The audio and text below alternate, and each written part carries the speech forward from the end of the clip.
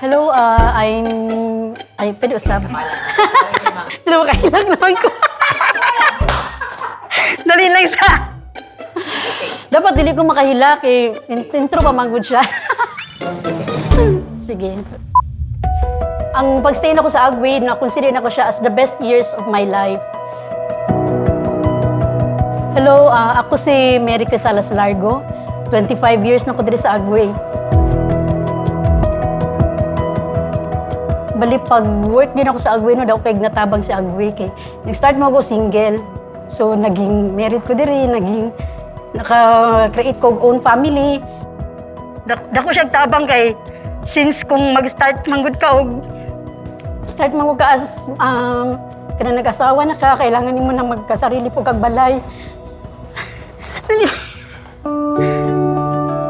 Bali si Agway nakahatag yun og katumanan sa akong mga pangandoy. Kay since gusto ko na magkasarili kog balay, so nabuhat na siya ni Agway sa kuha. O, syempre, dakong tabang si Sir Vic po sa akong mga anak kay akong eldest child, bali, since high school, up to nag-college, nahatagan niya opportunity na nahimo siyang scholar grant ni Agway Chemicals before, and then karon graduate na siya sa college. Magpasok na siya by April 10, nakahatag sa ako og kadasig na mag-duty ko sa Agway everyday.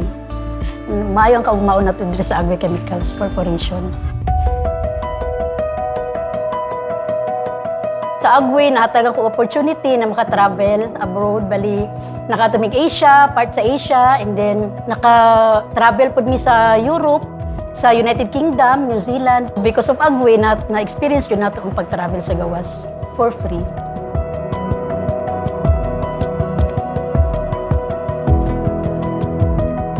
So over the years, it has been a second home to me. Dili na ako na-build ang akong mga unforgettable memories with my Agway mates. Ang pagstay na ko sa Agway, na-consider na ko siya as the best years of my life. And because of that love na gi-share ni Agway sa tua, dapat po atong suklian og love ang ato ang pagpanarbaho dito sa atong company. Since na naging 25-year award din man ko karon, so ang plans ko na ako is dili na ako mag-retire sa Agway.